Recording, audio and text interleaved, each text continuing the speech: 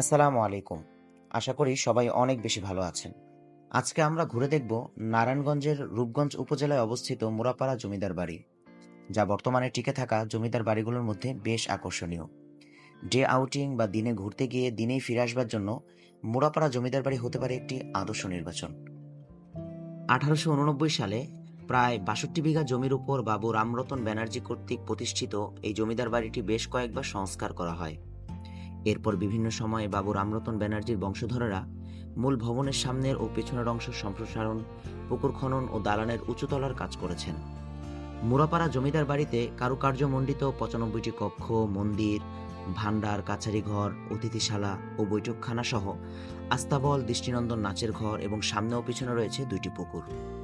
ভবনের প্রবেশের মুখে বিশাল ফটক জমিদার বাড়ির বিশালতার আভাস দেয় অনেক আগে থেকেই। এছাড়া দালানের মন্দিরের চূড়াটি প্রায় ৩০ ফুট উঁচু। ১৯৪৭ সালে ভারত উপমহাদেশ বিভক্ত হবার পর জমিদার পরিবারের সকলে কলকাতা চলে যান। তখন বাড়িটি কিছুদিনের জন্য পরিত্যক্ত অবস্থায় পড়ে থাকে। ১৯৪৮ সালে পাকিস্তান সরকার এখানে কিশোরী সংশোধন কেন্দ্র ও হাসপাতাল চালু করেন। পরবর্তীতে ১৯৬৬ সালের দিকে ভবনটি স্কুল কলেজের কাজ পরিচালনা করবার জন্য ব্যবহার করা হতো। ১৯৮৬ সালে বাংলাদেশ প্রত্নতত্ত্ব অধিদপ্তর মুরাপাড়া জমিদার বাড়িটি প্রত্নতাত্ত্বিক স্থাপনার তালিকাভুক্ত করে তোলেন। বর্তমানে মুরাপাড়া জমিদার বাড়িতে একটি কলেজ প্রতিষ্ঠা করা হয়েছে, যা সরকারি মুরাপাড়া কলেজ নামে সকলের নিকট পরিচিত। চমৎকার ও দৃষ্টিনন্দন এই জমিদার বাড়িতে যাওয়ার উপায়ও বেশ সহজ।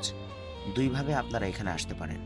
প্রথমত, ঢাকার সায়দাবাদ, গুলিস্তান বা যাত্রাবাড়ি বাস টার্মিনাল থেকে বাসে করে মেঘলা, আশিয়ান বা গ্লোরি এই জাতীয় বাসে করে আপনারা ভুলতা বা রূপসী বাস স্ট্যান্ডে যেতে হবে। নরসিংদী ও ভৈরবগামী বাসে ভুলতা এসে সেখান থেকে রিক্সা বা সিএনজিতে জনপ্রতি ২০ টাকা করে ভাড়া দিয়ে সরাসরি মুরাপাড়া জমিদার বাড়িতে যাওয়া যেতে পারে। দ্বিতীয়ত হচ্ছে কুড়িল ফ্লাইওভারের নিচ থেকে জনপ্রতি ৬০ টাকা ভাড়ায় কাঞ্চন ব্রিজ পর্যন্ত আসবেন। পরবর্তীতে কাঞ্চন ব্রিজের কাছে জনপ্রতি ৪০ টাকা সিএনজি ভাড়ায় রূপগঞ্জ শীতলক্ষা ফেরিঘাটে পৌঁছে ফেরি পার হয়ে রিক্সা বা অটো দিয়ে জমিদার বাড়িতে চলে যেতে পারবেন। এক্ষেত্রে উভয়ভাবে আপনাদের ১০০ থেকে ১২০ টাকার মতো খরচ হবে। এরই মধ্য দিয়ে আমাদের আজকের ভিডিওটি এখানেই শেষ করছি।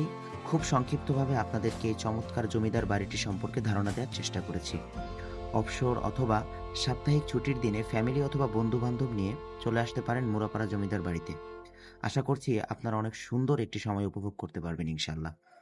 ভিডিওটি ভালো লাগলে লাইক, কমেন্ট এবং শেয়ার করে দিবেন।